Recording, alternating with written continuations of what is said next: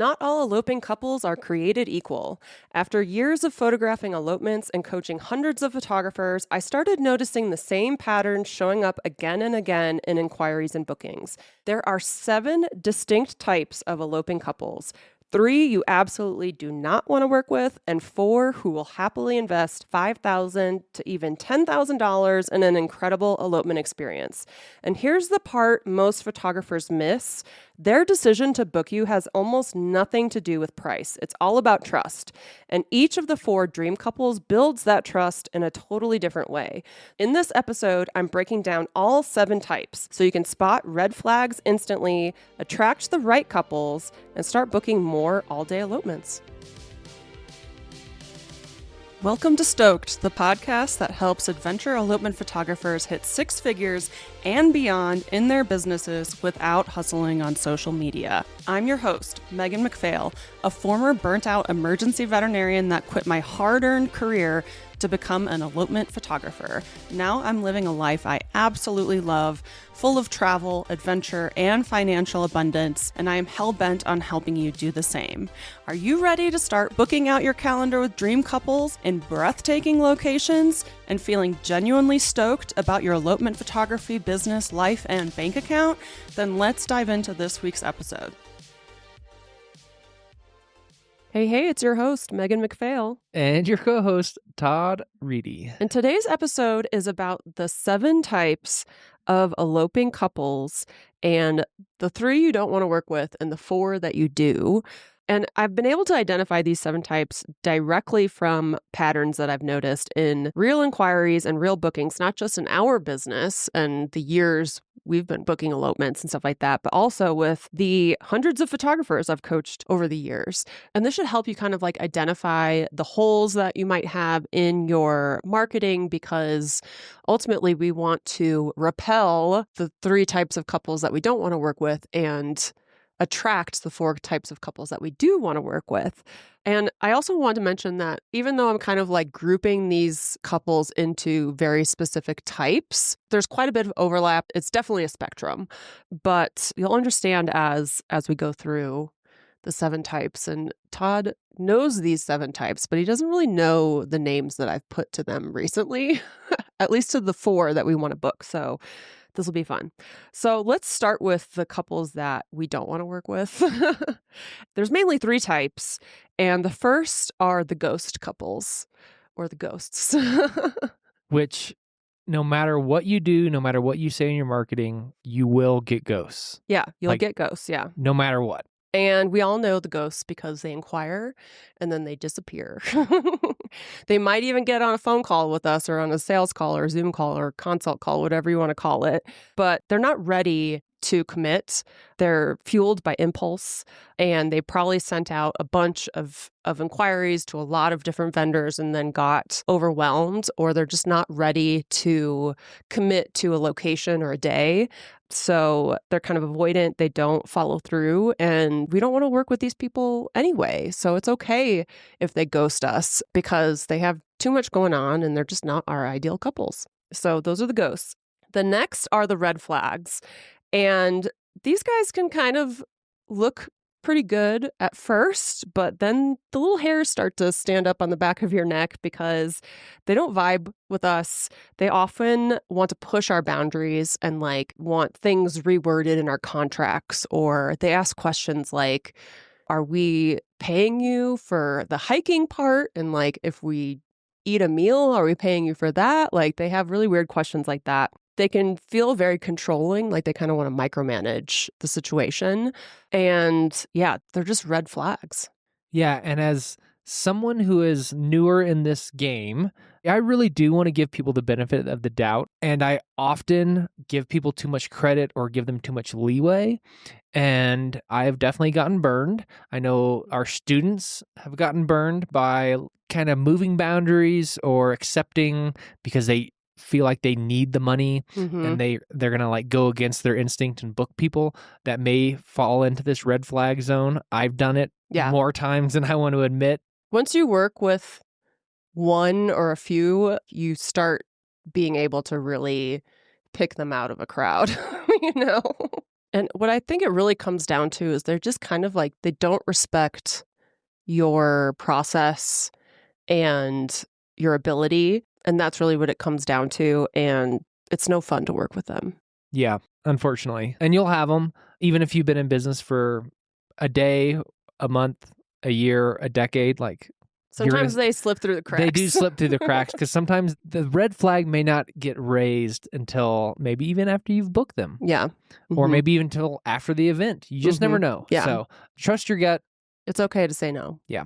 And then the third type of elopement couples that we don't want to work with are price hagglers. So these couples really value a discount or getting a good deal above everything else. So they aren't booking you for your authority and your photography. Like, they are really just trying to get a good deal. And they often are very vocal about what they think you should be charging. And they oftentimes get people kind of down on themselves and feeling like they can't raise their prices, because if people are already haggling me about my prices already, like, how can I raise them? But really the key to not working with price hagglers anymore is raising your prices out of their budget. They are also not fun to work with. They also are a little bit disrespectful of your time, and they want discounts. They want just a couple hours of photos. You can't really talk them into valuing what you do as a service provider.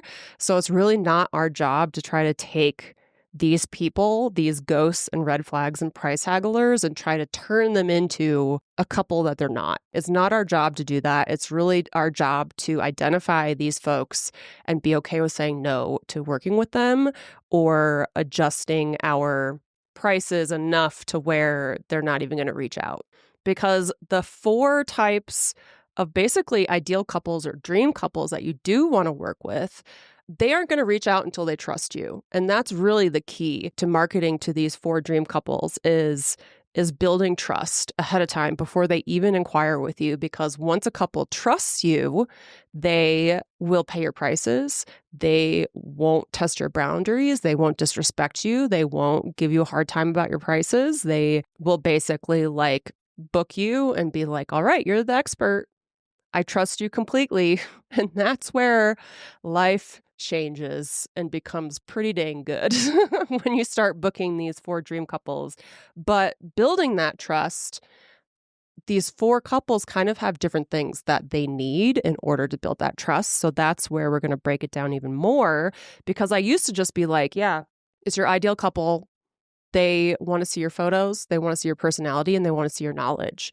But what I've noticed over the years, and again, with working with so many photographers, is that you can break down it even more than that. So the first couple we're going to talk about, that's an ideal couple, dream couple, whatever you want to call them, is the researcher couple. And they really value your knowledge because they are going down rabbit holes big time. They're reading blogs, they're checking out reviews, they are binging everything that they can about eloping in a certain location. And they are smart, they're capable, but they want a photographer that's even smarter and more capable than them, because they're realizing, like, through all this research, is that there's a lot more moving parts to eloping than they anticipated, and it's kind of stressing them out. So they would love to pay money to an expert and get all this stuff off their plate, because even though they're kind of type A and they've done all this research, they're happy to find the right person, book them, pay the money, and then basically let you take the reins.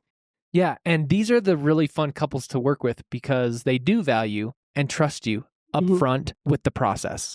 Absolutely. Yeah, these are the guys that actually like will read your blogs and come on a sales call and be like, "Oh yeah, I read your blog about why sunrise is better, so we're already down to do sunrise." And it's like, amazing, because not all couples read that stuff or care about that stuff, or like, yeah, there's a lot of couples, as we'll talk about, that don't go down the blog rabbit holes like the researcher couple does. So the second couple is the aesthetic couple. So they primarily value your photography and your artistry and how you tell a story and your consistent editing. And they love the feeling of your images. And they often will book a photographer based on photography alone. And I think this bodes well for the photographers who kind of hide behind their photography a little bit and don't share a lot of knowledge or don't share a lot of personality, even though they have both. You can still attract these aesthetic couples that are primarily hiring you for your art, but you got to be a damn good photographer. And they don't really care if someone else is cheaper. Like, they're going to fall in love with your photos and want to go with you to get those photos. And sometimes they even will base their elopement around other elopements you've already photographed, because it's so important to them to know exactly what kind of photos they're going to get at the end of their elopement day. So aesthetic couples, yeah, definitely, they need to see as many of your photos as possible. They need to see how you tell a story, and they need to see consistency too, because they want to know exactly what they're going to get at the end of their elopement day when they get their photos. I'm trying to like add to this one, but Mm-hmm. this one isn't me. So like, I mean, yeah, I really enjoy like pretty photos, but there's more to what I need or what I Yeah. want. And so I definitely don't fall into this category, and that's okay. Yeah, totally. And then the third dream couple or ideal couple is the heart-led couple, and they value primarily your personality. And they want an emotional connection. They want to feel seen. They want to feel safe. They want to feel understood. They want to feel like you are planning their elopement day based on really understanding their relationship and why they're eloping. I think a lot of, and this might be a little bit of boxing people in, but I know a lot of LGBTQ plus couples will fall into this category. They want to feel like their day is being documented by somebody who truly gets them and understands them. This is where the vibes are it. And if you've listened to our podcast, one of the things that was so important for us when we were booking our videographer for our elopement was the vibes above all else and being understood. So we can really relate to this one. Yeah, and I think this one kind of like falls into that realm of like wanting to be friends with your clients or your Mm-hmm. clients wanting to be friends with you, kind of like that really strong connection that you guys build even from like from jump with like the inquiry, how they fill it out with lots of details, and then like that first initial call that you have with them. The connection, if it's there, it's there, and like I think there's something to be said for chemistry. Again, because this is such an important day. This is a once in a lifetime opportunity. And so like having the right people there is really important. And if you're the right person for this inquiring couple, it's just going to be magic just because you guys are going to get it and click, and it's just going to feel like you guys have been friends, and it's just going to make it for an enjoyable day on both sides Mm-hmm. of this transaction. Yeah, totally. And the heart-led couples are the ones that are going to like fall in love with your personality and then fly you to a location you've never been to before. That's what I see a lot of times with the heart-led couples as well. And before I get into the fourth type of ideal couple, I want to remind you guys that like this can be a spectrum. So it's not like every couple just fits neatly into 1, 2, or 3. They can definitely kind of exist in multiple spaces and find a few of these different things important, but sometimes they do fit kind of like neatly in a box. And we should say, just because you as a person like would fall into one of these categories doesn't mean that isn't your ideal client that you want to work with. Yeah, so when I taught these ideas to my elopement photographer mastermind members, some of them felt really excited that there were these different couple like archetypes because some people do really kind of hide behind their photography and knowledge, and they don't share a lot of their personality. Some photographers are still kind of building their business and they don't have as many photos to show, but they've got a lot of personality and knowledge. But really, like I want you guys to market to all of these couples, because if you do, the fourth ideal couple is the fast decision maker couple. So these are the couples that kind of value everything. You know, they value your knowledge, your photography, and your personality. And because they're seeing all those things, you build trust with them really quickly, and they're ready to make very quick decisions. So this is where we see the wins like in my programs where somebody starts a Google ad and like 24 hours later has a booking, because these fast decision makers, they come out of the woodwork, they see everything that they need to see, they feel comfortable making a quick decision. And that's because you're kind of marketing to all of the things that they need, which is photos, personality, and knowledge, and all those things together build trust for them really quickly, and they're just ready to do the dang thing. Whereas the other three, the researcher couple, the aesthetic couple, and the heart-led couple, they could really be taking their time researching.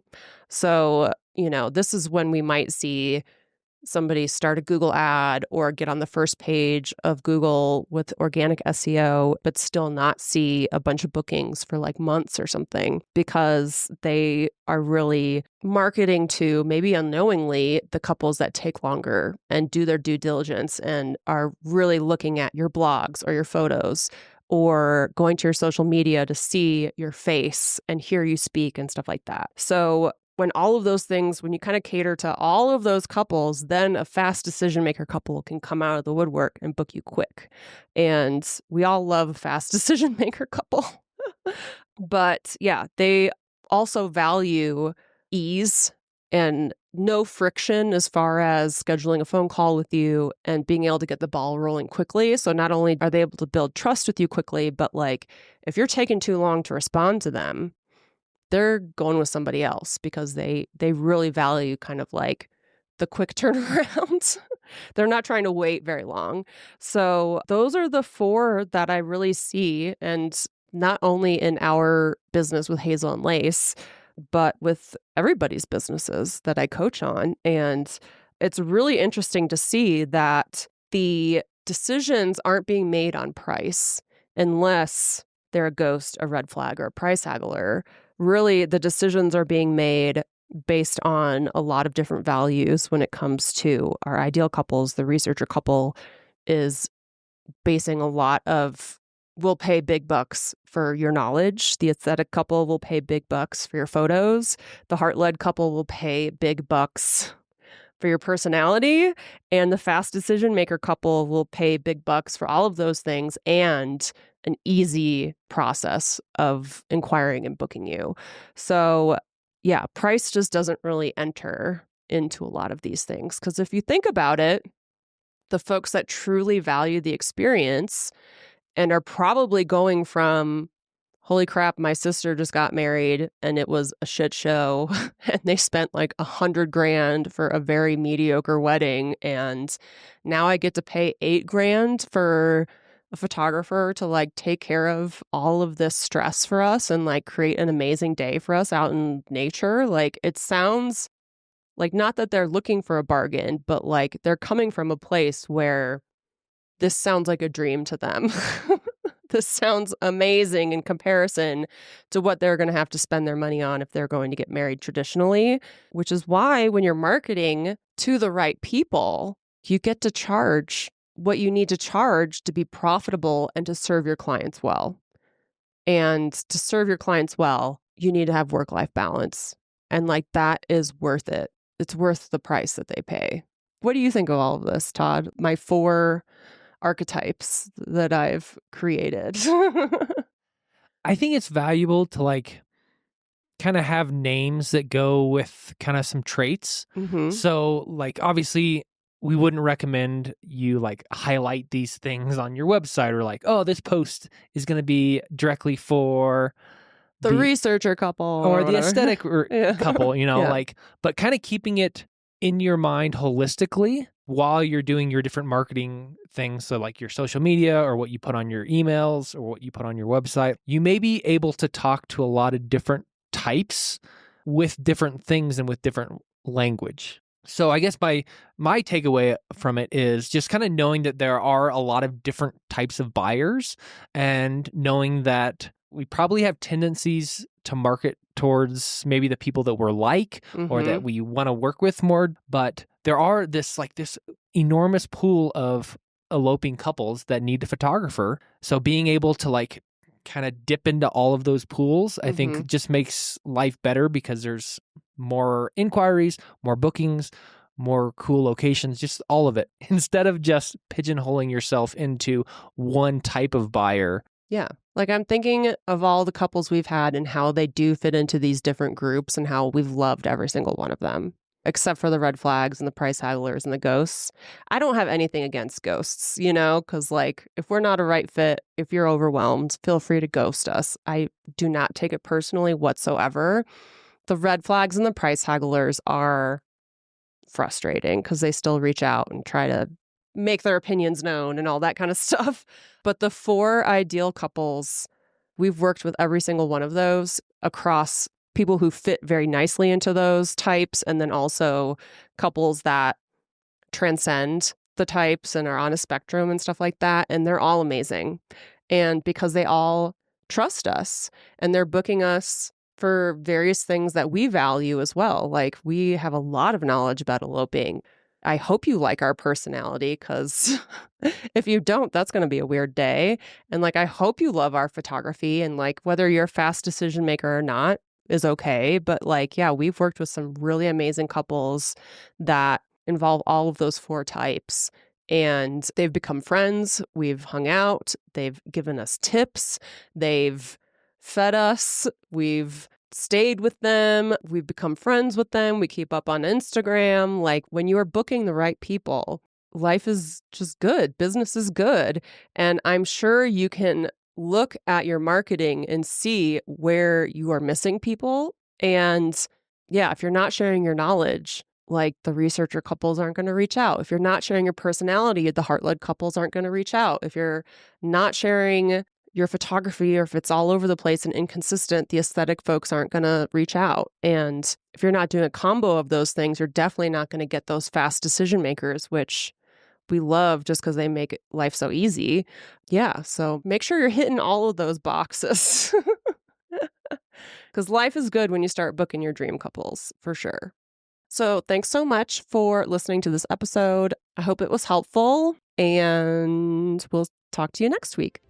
Bye. Bye. Thanks so much for joining us on this week's episode of Stoked. If you enjoyed the show and you'd like to help support the podcast, please subscribe, leave a review, and tell a friend.